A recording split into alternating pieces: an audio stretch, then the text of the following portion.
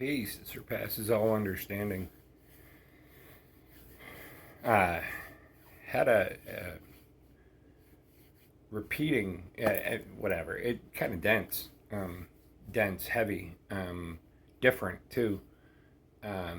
Yesterday, I had an experience not unlike I've had many, countless times over the course of my life where a stranger, and I mentioned it recently in another share, where strangers will unload on me. Unload. They'll spill their guts, their deepest, darkest to a stranger, me.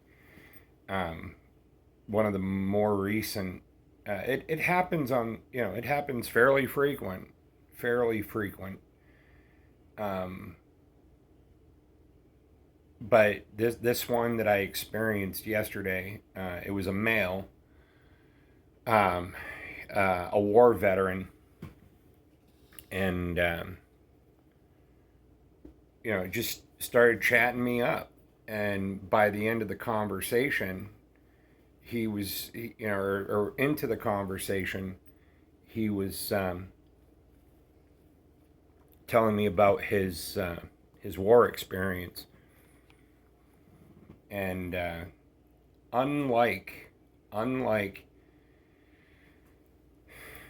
other experiences, the high majority of other experiences I've had, where I was able to listen, witness, reflect, offer different viewpoints objectively and without judgment. This occasion yesterday was much different. And I don't mean I pass judgment or whatever, but unlike all the other times where it was objective, I felt myself experiencing, on an ethereal level, like I left my body, with him. That's where he was. That's where he was. And in telling me, in sharing this story, I traveled with him to this particular story, and it was deeply hurtful and painful for him. Calling, I mean, we have different words for, the word sin, a sin, karma, things of that nature, and the thing that, to give you the idea, it was war. He was in a war situation, and he had been sent out to observe a watering hole where, and using his words, the enemy would go on a roughly daily basis to gather water for their camp, for their troop, for their whatever. And it was his initial job to count, to get an idea of how many enemy were in the opposing camp. And then he received the order, okay, you've done your job, we've got the count, kill them. The next time that they show up at the watering hole, kill them. It was visceral, you guys. I feel sick. Ugh. I experienced it with him. There's no other way of describing it. I was there with him, and he was very articulate, and well spoken, and the way he described the environment, it was visceral. And the look and expressions on his face as he was describing these incidences, because it happened more than once, and the pain that he felt, and there was something profound that he said. And he said, as there was these two enemy, and I keep using that quotation, enemy, and there's enemy. Who's the enemy? As these two soldiers from the opposing army walk down to the watering hole, and he had these guys in his sights. And even he said, even as I was pulling the trigger, he had a moment of clarity as he was killing them. Boom, boom. They were side by side.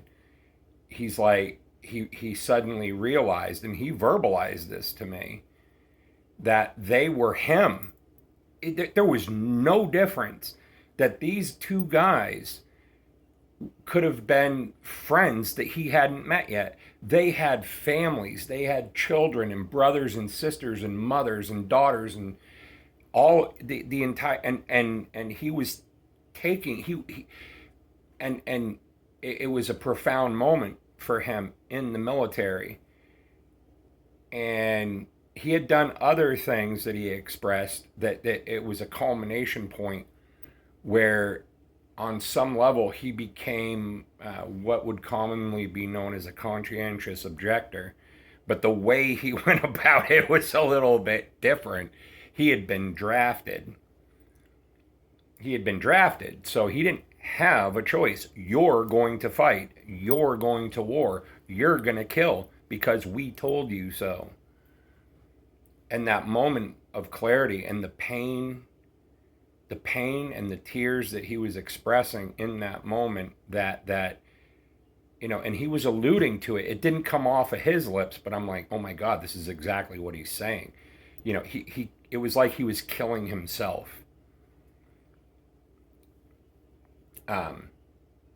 But in his own way, and a few other experiences that he mentioned, that these people, these governments, the military, the government, the this, the that, they have that much control over you, whether it be the government telling you what to do, the military telling you what to do, education telling, and he mentioned all this stuff. He mentioned all these things.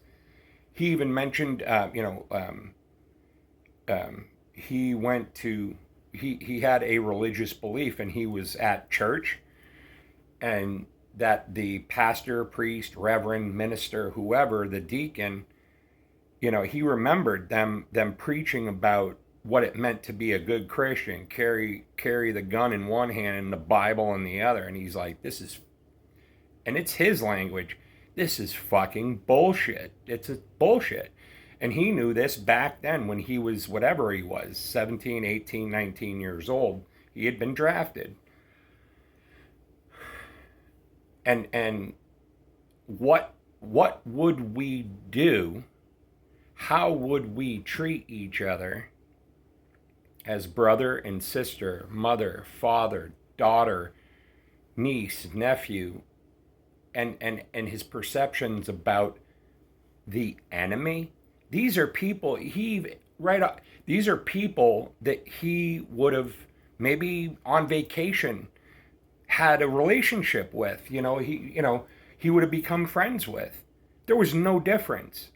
The only thing dividing them was somebody else, an outside force, the military, the government, the church, the education, religion, telling him that that's the enemy and go kill them. And he even made the hand gesture. He went like this. This is a retired fella,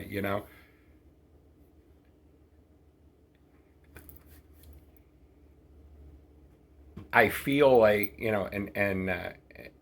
the thing that was different about this experience for me is that, again, going back to what I said at the beginning, was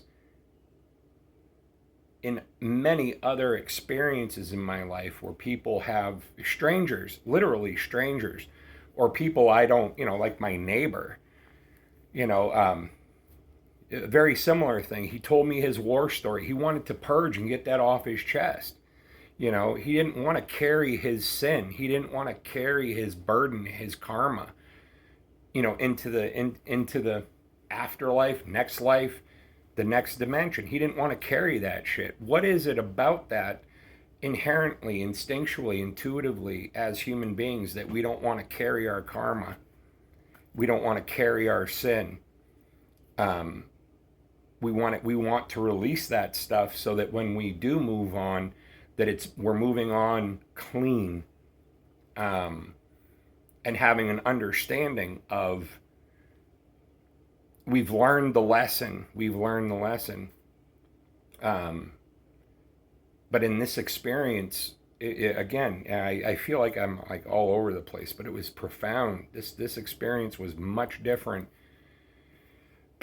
in the respect where I instead of being objective, that this is I am me and he is him and he is expressing his story, I became part of the story with him, and I traveled there with him because that's where he was. That's where he was emotionally, spiritually, dimensionally. That's where he was, and I would liken it to an out of body experience. You know, I think some people might refer to that as astral projection.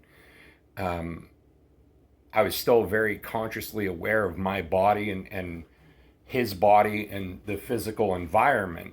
However, from a spiritual, there was something very, very different about this experience that I'm having a hard time putting words to.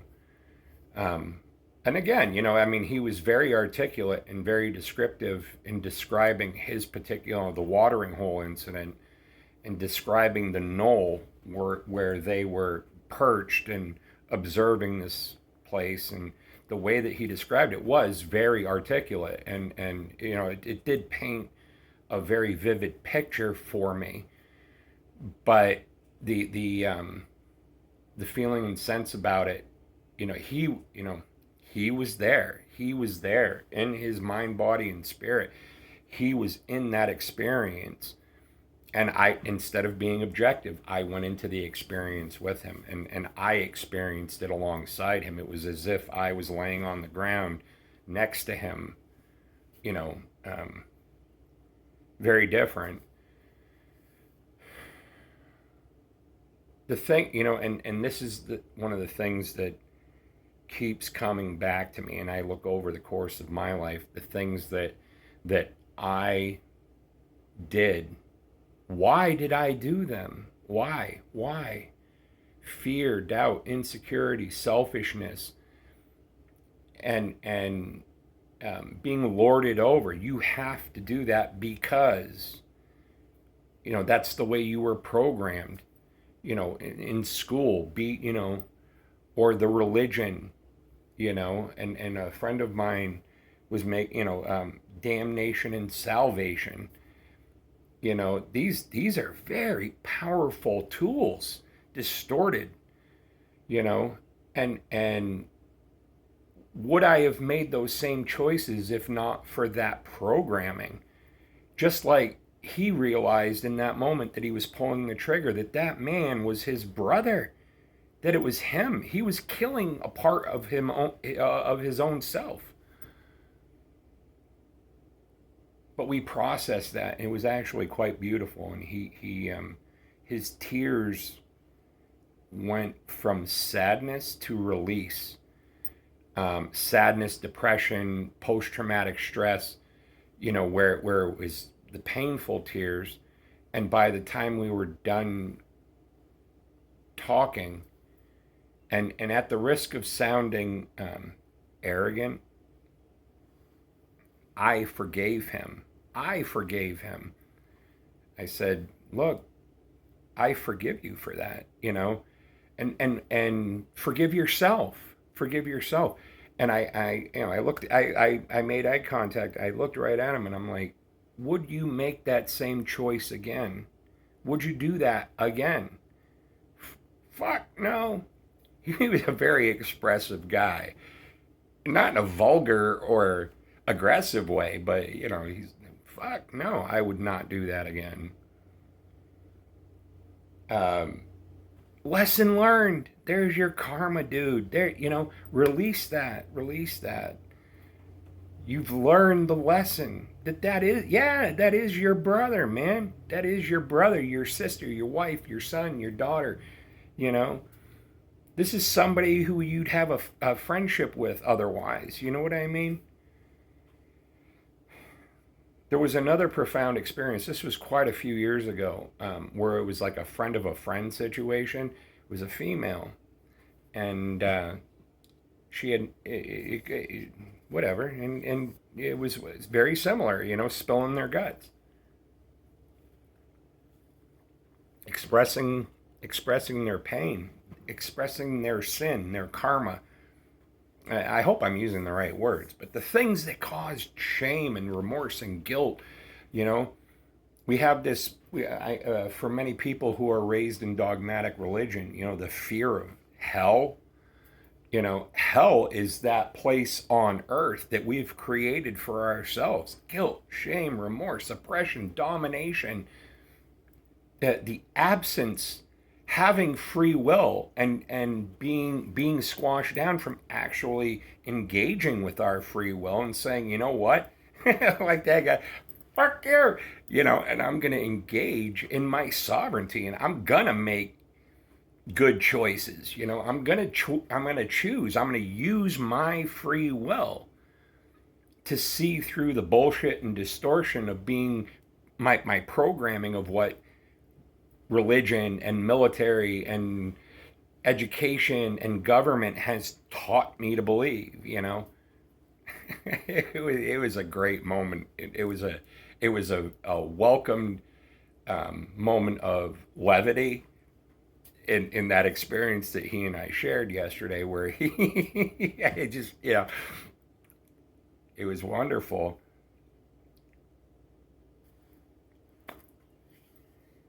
But yeah, I got sidetracked. Going back to this experience, a friend of a friend, a female, very similar experience. And she was raised in a, I'll just say it, and she was raised Catholic, and many of us know that Catholicism has a very defined stance on abortion, right? And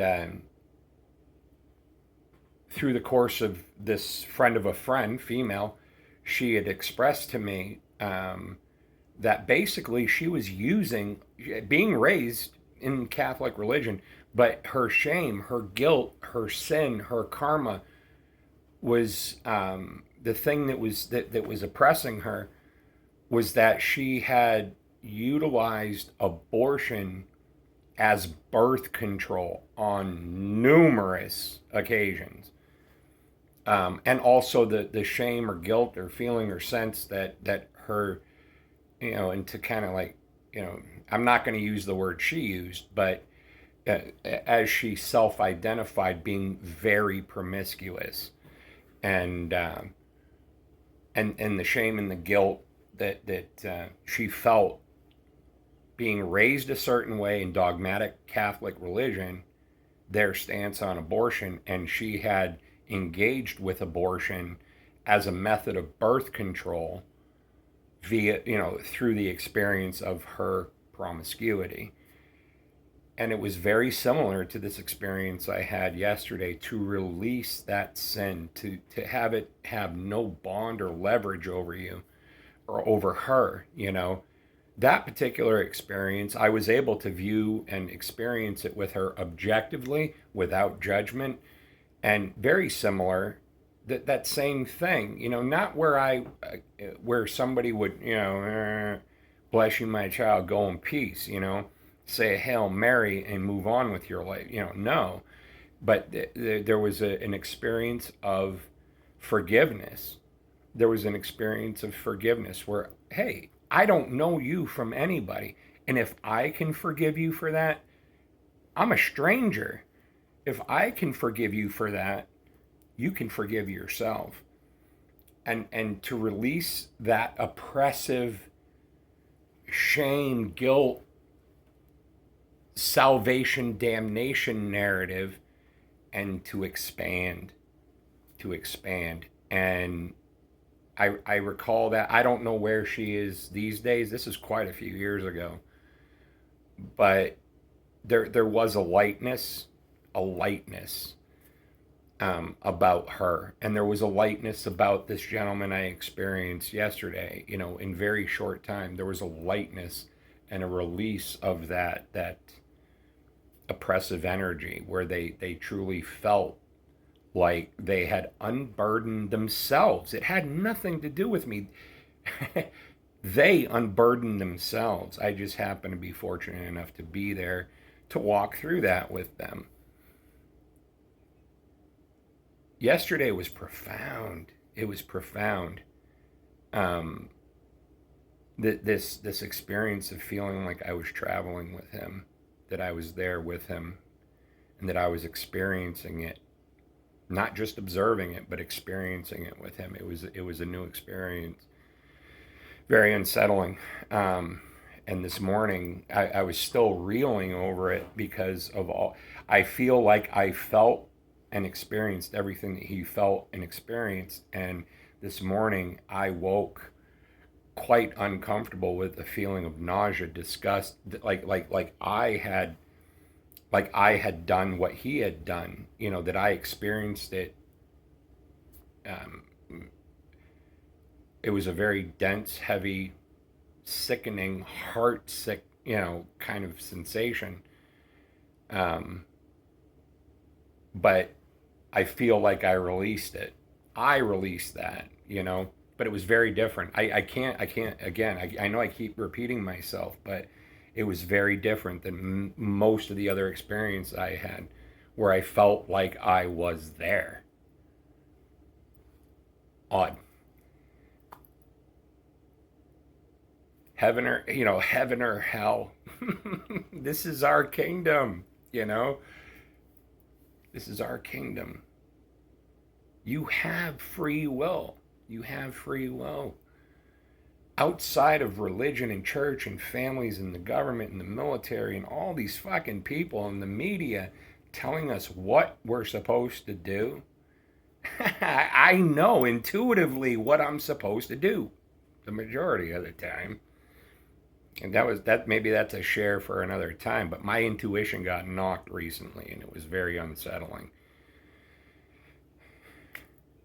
You know right from wrong. Search your heart, man. Search your heart. I search my heart. I know right from wrong. I know what feels right intuitively. You know, let go of that shit. Let go of that and experience your free will to make the choices through your heart, through your discernment.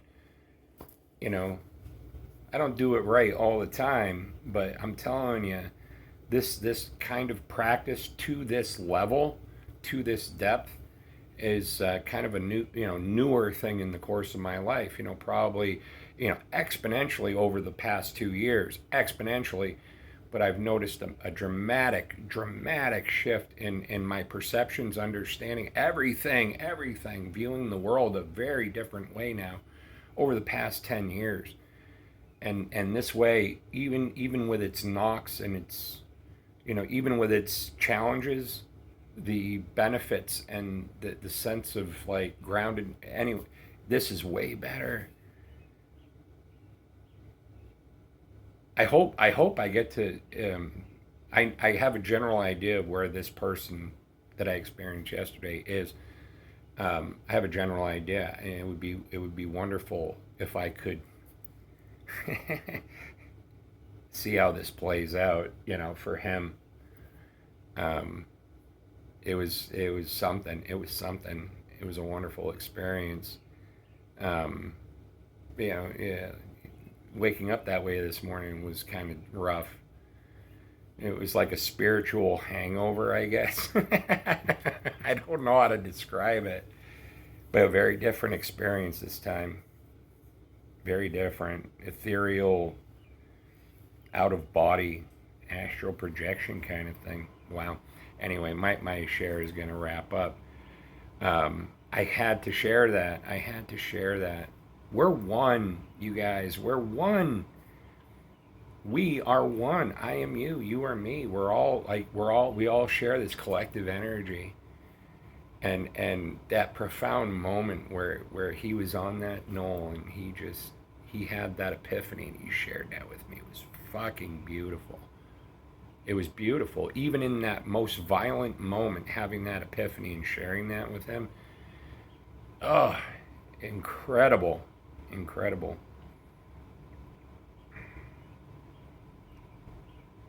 We are we are all part of source, God, whatever you want to call it, the great I am, the great I am, and it's all around us, in our light, in our dark. It's all part of the same thing. Uh, and with that, I love you because I love myself, and I let that shit go as often as I can. Sometimes it comes up in deeper levels, but anyway, I had to share that. I definitely felt intuitively guided to share that, and I hope my I hope that was right, as far as following my intuition. I love you guys. I offer you a peace that surpasses your own understanding, and I hope and I want that from my life, a peace that surpasses my own understanding. Glorious day. I'm out. I'm gonna go do some good. Whatever. I don't know. Later.